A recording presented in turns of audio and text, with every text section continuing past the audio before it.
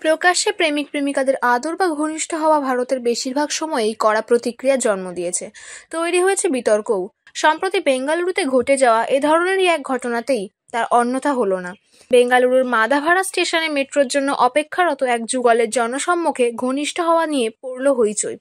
যুগলের আচরণকে অশালীন তকমা দিলেন নেটাগরিকেরা। সেই ঘটনার একটি ভিডিও ইতিমধ্যেই প্রকাশ্যে এসেছে। ভাইরাল হয়েছে ভিডিওটি। সেই ভিডিওয় দেখা গিয়েছে মেট্রো স্টেশনে দাঁড়িয়ে প্রকাশ্যে অনুপযুক্ত আচরণ করছেন ওই যুগল। তাদের চারপাশে অন্য যাত্রীরাও ছিলেন। যুগলের কর্মকাণ্ড দেখে অস্বস্তিতে পড়েন তারা। সেই ভিডিওই প্রকাশ্যে এসেছে। বিভিন্ন সমাজ মাধ্যম প্ল্যাটফর্মে একাধিক অ্যাকাউন্ট থেকে ভিডিওটি পোস্ট করা হয়েছে।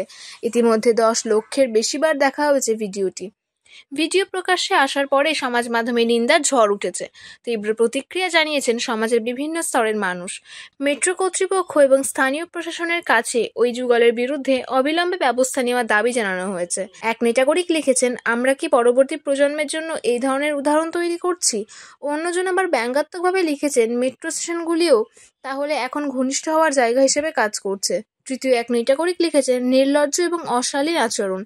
নিরাপত্তা রক্ষীরা কোথায়? কেউ কেন হস্তক্ষেপ করেননি? বেঙ্গালুরু কখনো এমন ছিল না। আমাদের শহরে কি হচ্ছে?